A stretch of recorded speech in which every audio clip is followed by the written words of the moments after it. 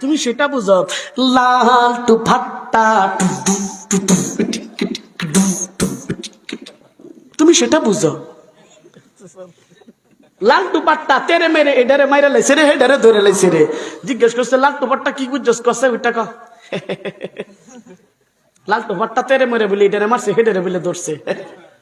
জিজ্ঞেস করছে কি এটা? কসে কি বুঝছস? কোনটা বুঝছি না, বরবাদে গুলিস্তান। এমন যুবক আসেনি না নাই? জোরে ক।